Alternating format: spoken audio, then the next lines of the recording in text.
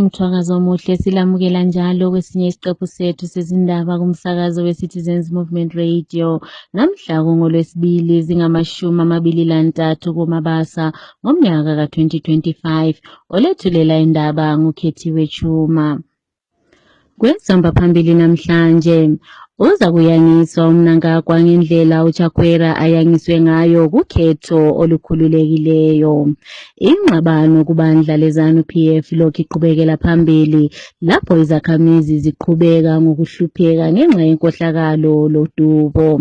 Izakhamizi zaseHopley zibhalela ePhalamende ngokuswelakala kwezikolo zemfundo ephezulu kule ndawo. Nanzi indaba zethu ngokuceleyo.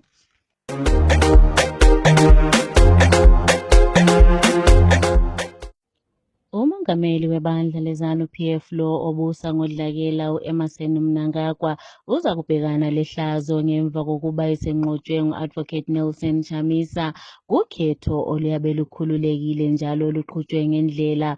Lokhu kushiwo ngabahlaziya ngezepolitiki. Omunye wabahlaziya ngezepolitiki uTony Shaba uthi uMnangagwa uza kuyangeka ngendlela uLazarus Chakwera ayangeke ngayo ngemva kokunqotshwa kukhetho obelukhona eMalawi nxa ukhetho luza kuqhutshwa ngendlela ekhululekileyo. uShaba uthi uMnangagwa ungomunye wabathungameli abangajwayelekanga kwele Zimbabwe ngenxa yokubusa kwakhe ngodlakela lokwephula amalungelo abantu kanye lenkohlakalo. Ake sizweni uShaba ekhuluma. Hello, citizens. Hello, Zimbabwe. This is Tony Shawa. Well, what I can say is we all know, and everybody knows that Nelson Chamisa is the man. Nelson Chamisa is the face of Zimbabwe. I no longer consider him the face of the opposition, but he is the face of a developed Zimbabwe. He is the face of the prosperous Zimbabwe. If we are to hold elections in Zimbabwe free and fair, the political field is level, and things are done according to the way they're supposed to be done, Emmerson Mnangagwa will be sent packing just like Lazarus Chakwera. And there is no secret about it. Everybody knows Nelson Chamisa is a man of the people. He's loved by the people. He loves the people. He's not corrupt. He doesn't have any history of bloodshed. He doesn't have any history of corruption. So what we know, his legacy has been about development. We know him from the GNU, when he was the ICT minister, all the developments, the improvement that he brought to the ICT minister at a very young age. All those things are a testimony of what Nelson Chamisa is capable of doing. So we await for such a time as there will be free and fair elections in Zimbabwe, and we await for reformations to happen in Zimbabwe so that a level political ground or field has been created. We need those free and fair elections, and once they are done, we know that a new great Zimbabwe will definitely come with our president Nelson Chamisa as the leader and as the face of that new great Zimbabwe. Thank you very much. Omunye wabahlaziya ngezepolitiki uLloyd Homani uthi uMnangagwa uza kuyangenga njengendlela uLazarus Chakwera ayangeke ngayo ngemva kokunqotshwa kukhetho olubekhona kule Malawi nxa ukhetho luzakwenziwa ngendlela eqondileyo. uHomani uye wathi uMnangagwa ngomunye wabathungameli abangajayelekanga kwele Zimbabwe ngenxa yokubusa kwakhe ngodlakela lokwephula amalungelo abantu kanye lenkohlakalo. uHomani uthe Maskwera sei vana veZimbabwe, maskwera sei tichisangana pa Citizens Movement tichiongorora maringe nekutonga kwavaMnangagwa. Kutonga kwavaMnangagwa kutonga kwehudzvanyiriri kuvana veZimbabwe, kutongwa kusina zvido zvevana vevanhu pamwoyo, zvido zvevana veZimbabwe pamwoyo. Nokuti tikada kutarisa kuti dai muZimbabwe makaitwa sarudzo dziri jekerere dzinotambirwa nedzimwe nyika kana kuti sarudzo dzinopa kodzero kumunhu wese angade kukwikwidza pachigaro cheutungamiri hwenyika kuti akambene asingavhiringidzwi nemamwe maorganization anozongomuka. vaMnangagwa hakana munhu anombofa wakavavhotera, hakuna kana munhu mumwe chete anofa akavhotera vaMnangagwa. Izvozvo zvinozivikanwa nezeki, zvinozivikanwa nemasoja, zvinozivikanwa nemapurisa, zvinozivikanwa neivo vari muZANU-PF kuti vamunangagwa hakuna vanhu vanovavhotera. Tarisai maelection akaitwa kuMalawi kuti vachakwera vaLazarus Chakwera vakangopuwa 5 years, but pa5 years vachakwera vakaita 2 yekuba mari dzehurumende, vakaita 2 yekuba mari dzehurumende. Corruption yakaitika kunyika yekuMalawi ndo the same applies zviri kuitika kuZimbabwe.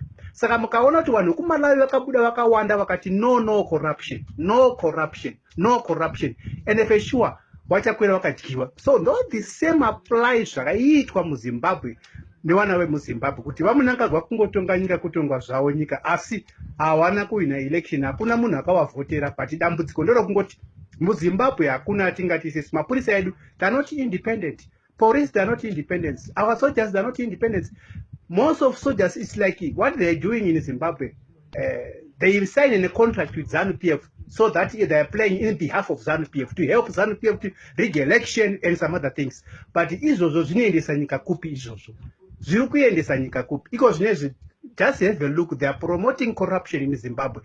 Even police officers now they are threatening people in the social media kuti if you criticize the government we are going to arrest you.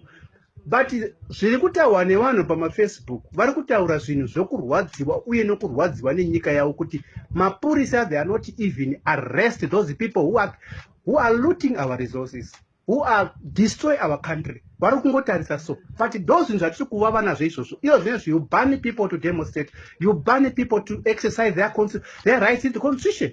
Hatina mvura, hatina magetsa, there's no medication in hospital. But if Zimbabweans stand up and against those people who are corrupt, takunzi tinokuurayai, takunzi tinokuita fira mberi, ingave democracy here. Saka tikuti isusu muZimbabwe, we need democracy, we need to fight our country. Whereas of course ZANU-PF said, hey, vamunangagwa vachatongwa kusvika 2030, izvozvo ndezvo kuZANU-PF. But it's not about the wish of the people of Zimbabwe. People of Zimbabwe, we are ready to refuse to be used by ZANU-PF. Hatitendere kuti vana veZimbabwe tibvume kushandiswa neZANU-PF. Constitution is not about ZANU-PF. ZANU-PF ane constitution yavo. Isu maZimbabwe, we've got our own constitution. Inoti kana munhu atonga for 5 years kunoitwa ma-election. So ndo patichamira napo ipapo sevana veZimbabwe. Thank you very much. Ingxabano kubandla leZANU-PF ilokhu iqhubekela phambili kanti njalo isifike ezingeni eliphezulu lapho usomlomo waleli bandla uChristopher Mutsvangwa wahlasela umsekeli kamongameli uConstantino Chiwenga kunkulumo yakhe ayethule izolo emaofisini aleli bandla. Ngokutshintsha kwezepolitiki, uMtsvangwa uye wahlaselwa uChiwenga lapho abencoma kakhulu lo okhohlakeleyo ukuda kwaShe Takwirei kanye lomlingani wakhe uScott Sakubanya, labo wathe ngabantu abathengisa igolide kanti njalo baletha umkhonomi ongcono elizweni. Kusenjalo isiphathamandla sebandla eliphikisayo Eric Kono usesole kakhulu uhulumende webandla leZANU-PF ngokudlalisa isikhathi bexabana bona bodwa, kukanti izakhamizi ziphakathi kokudubeka elizweni ngesimo somkhonomi esingahambi kuhle. Ake sizweni uGono ekhuluma. Ibandla elibusayo eleZANU-PF esikhathini ukubana ngabe liphatheka kakhulu ekuzameni ukulungisisa indaba zomkhonomi, bona babhizi ngendaba zezikhundla, bayalwa sebezilwela emphakathini bebanga ukubana mbani ozathatha over after ubaba uMnangagwa. Okuyangisa kakhulu ukuthi umphakathi uyahlupheka, umphakathi uphila nzima, kodwa ke ibandla lona alila sikhathi sokuthi kana behlale phansi bebhekisisa indlela abangaziyenza ezokutshintsha impilo yabantu ngendlela esesiphila ngayo kuleli. Intsha iyaphela ibulawa ama-drugs ngenxa yokuswela, kodwa i-government abala sikhathi sokuthi ngabe bayahlala phansi bebonisane bezame bekhulumisana namanye amazwe kuncedisana ukuze i-situation eZimbabwe ibe ngcono. Bona babhizi balwela izikhundla, siyababona uMutsvangwa bayenza ama-press conference ukuthethisa lokushawuda beshawudana lokuthethisana labo Chiwenga into ebangwayo kuyizikhundla, into ebangwayo kuyikuthi mbani ozathatha over nxa kumnumzana kutshiya uMnangagwa. Sebekhohlwa ukuthi bababusa namhlanje, and umphakathi ukhangelela ukuthi government ngalesi sikhathi esikiso ibe igijima phambili ngokulungisisa izinto, hayi ngokumosha kusiya phambili. Izakhamizi zaseHopley kwele Harare sezibhalele iPhalamende incwadi lapho zifuna kwakhiwe izikolo zezinga eliphezulu kule indawo. Omunye wezakhamizi odlulisele incwadi ePhalamende izolo, uYvonne Bosha, uthi bafuna uhulumende aphangisise ukwakhiwa kwezikolo zezinga eliphezulu kule indawo.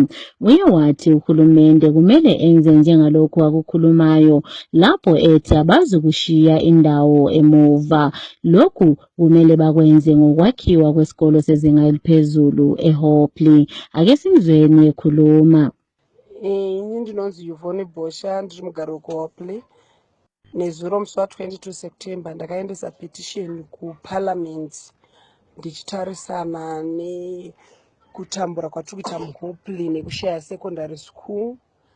Isu muHopley hatina chikoro chegovernment. Chikoro chatinacho i1 primary school yeCouncil.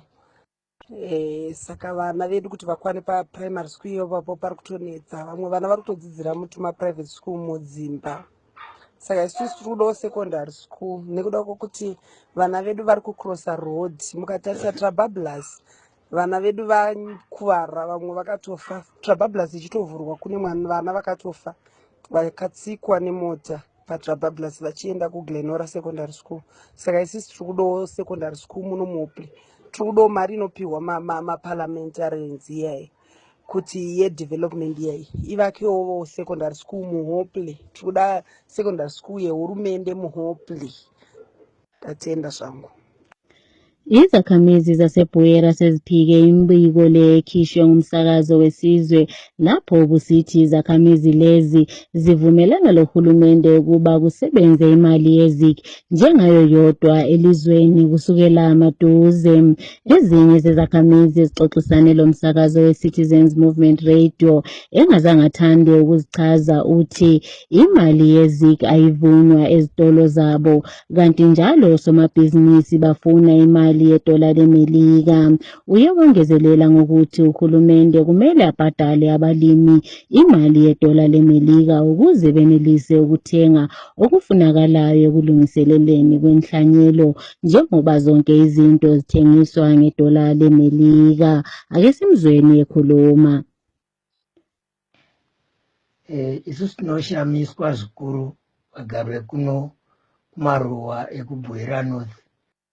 Tinongonzwa ZBC ichingotaura ichiti tadarika nekuBuyera, tadarika nekwakati hatimbovaonesu, hatisi kumbovaziva kana vozopedzisira vakungoti ndo zvabvumiranwa vakutishandisira zigi hatisingadi. Mumashopusi ekuno zigi haisitombodikwa. Asi toshamisika ZBC ichitaura ichiti izvo vatodarika nekuBuyera, vatotaurirana nevanhu vekuBuyera, isu tisina kumbovaona. Ndavauyawo kwetiri vachipinda muzvikoro vachiona kuti zvokwadi ndo zviri kuitika, vachidarika nekumagrowth point izvo zvine taundi inonzi Murambinda town board. Hatimbovaone vanhu veZBC. Ndavauya vachitiunganidza tichitaura zvatinofunga zvatinoda, ndo zvatinoziva isu, kwete kuti vozodzokera kuHarare uku vachinyepa izvo tiri kungotaurwa neZBC mumaredhiyo muchinzi hanzi vatodarika nekumaruwa ekuno kuBuyera. Hatina kumbovaona isu, ngavarege kutinyepera. Tinodawo kuti vauye vachitibvunza tonyatsotaura zvatinoda. Zigi haisi kumbobvumirwa, hakuna shopu iri kubvuma zigi kuno kuBuyera. Mazvita Unozindaba owaziwayo njalo elesicoco esiphezulu uHopewell Chinono usesole kakhulu uhulumende webandla leZANU-PF ngokucikelela phansi indlela zokuthutha elizweni. Lokhu akwenza ngenxa yokwehluleka ukubamba kuhle izinto kanye lenkohlakalo. Ephosela emakhasini akhe okuxhumana, uChinono uye wathi ibandla leZANU-PF selibulele indlela zokuthutha lezi abazithola ngesikhathi soncindezelo. Uye wathi ukungahleleki kwezokuthutha kuvela uveza khona ukuba ibandla leZANU-PF liyehluleka ukuthungamela emadolobheni.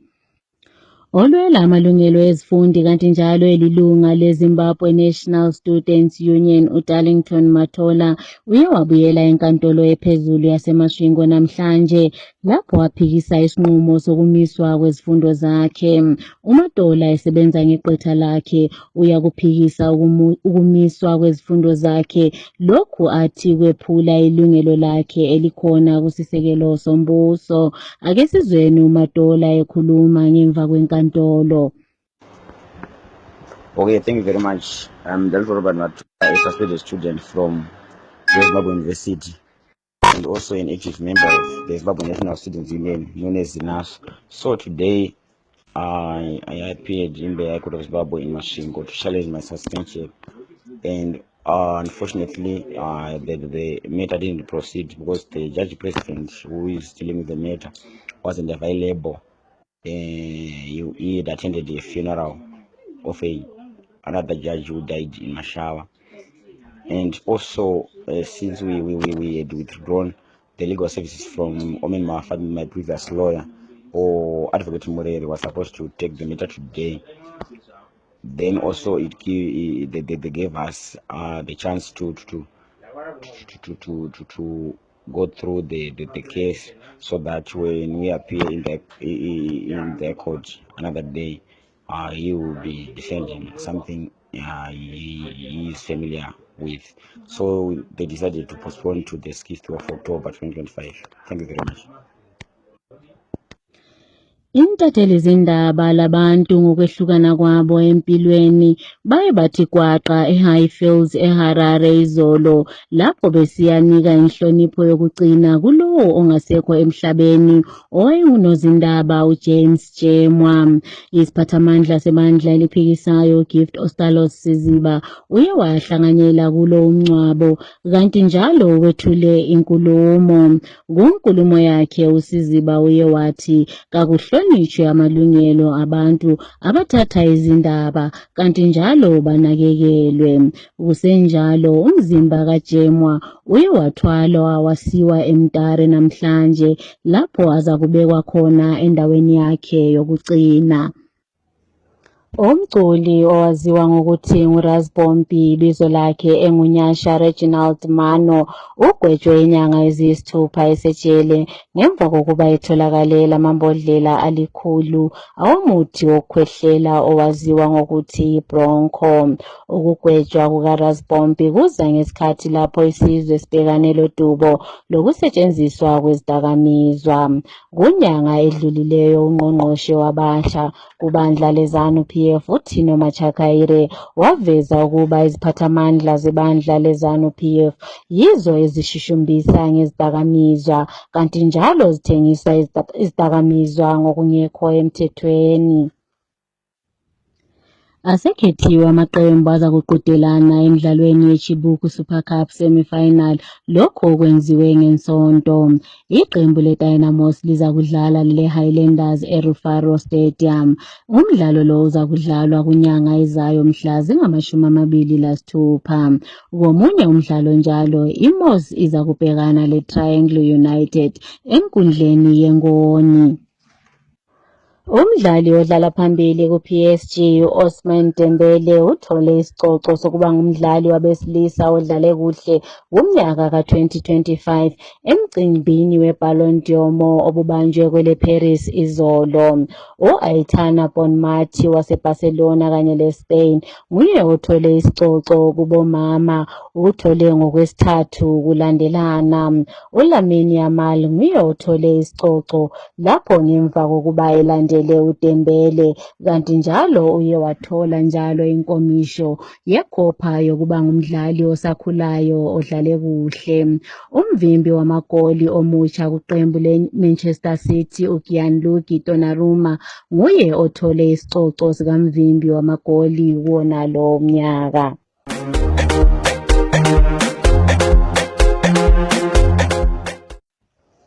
Okusiphetha lezi ndaba kumsakazo weCitizens Movement Radio nanze bezihamba phambili.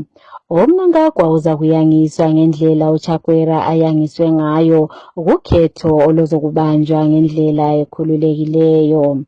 Ingxabano kubandla leZANU-PF iqhubekela phambili kukanti izakhamizi ziqhubeka ngokuhlupheka ngenxa yenkohlakalo lodubo. Izakhamizi zaseHopley zibhalela iPhalamende incwadi ngokuswelakala kwezikolo. Siziphetha lapha lezi indaba.